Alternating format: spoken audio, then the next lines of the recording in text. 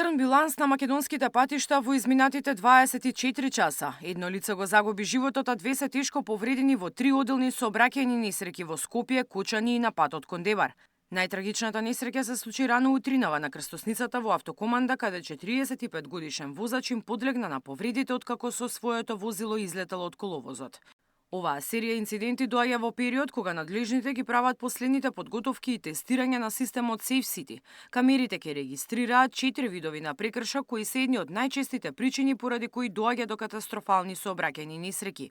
Министерот најави дека паралелно со системот ќе бидат активирани и полициски возила со мобилни камери на така наречените црни точки. Министерството за внатрешни работи многу побрзо од оние 6 месеци ќе може со камерите кои што ги имаме имплементирано во рамки на возилата кои се набавени за констатирање на недозволена брзина, погрешно паркирање и така натаму, да ги ставиме во функција и да бидат пуштени и низ останатите градови во Македонија. Особено на одредени црни точки кои што ги имаме на можем да кажеме во дел на експресните патишта посебно, да бидат поставени тие камери кои што ги имаме инкорпорирано во рамки на возилата, се поврзани со овој паметен систем и ќе бидат вклучени во рамки на автоматското спроведување и детектирање на сообраќајните прекршоци. Финалното тестирање на камерите денеска се правеше во Куманово и Тетово.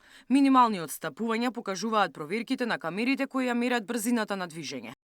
До 100 имаме законска толеранција од 6 километри на час, на брзина над 100 до 200 имаме законска толеранција од 8 километри на час. Отстапувањата се движат од прилика негде околу 0,4 километри на час, 0,5 километри на час, 1 километар на час на одредени делници, но се е тоа и текако длабоко во рамки на законски дозволениот максимум, со што сметаме дека со огромна точност ќе се констатира брзината на движење на возилата.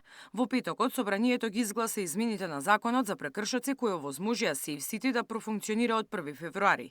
Подршка не дадоа пратениците од СДСМ и ДУИ. Владеачката партија ги обвини дека здружено настапуваат против безбедноста на граѓаните.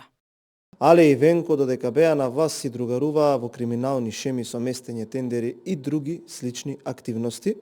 А сега Али и Венко покажаа дека немаат слух воопшто за граѓаните и нивните потреби, па во петокот здружено нивните пратеници гласаа против измените на законот за прекршоци, со кои се заокружуваат правните норми потребни за официјален старт на системот Безбеден град. Замислете, нивните пратеници застанаа против систем кој гарантира безбедност за граѓаните во сообраќајот, систем кој има за цел да ги намали несреќите во сообраќајот, кои во Македонија чесно се со фатални последици. Брзото возење, минување црвено, нерегистрирани возила и непрописно запирање и паркирање ќе бидат прекршоците кои ќе се регистрираат на камерите на SafeCity. По сторен прекршок веднаш ќе пристигне електронски прекршочен налог од МВР. Најниската казна изнесува околу 1200 денари, но за невнимателните возачи кои минуваат на црвено или возат со голема брзина, санкциите достигнуваат и до 400 евра. Мирјана Давидовска, Сител телевизија.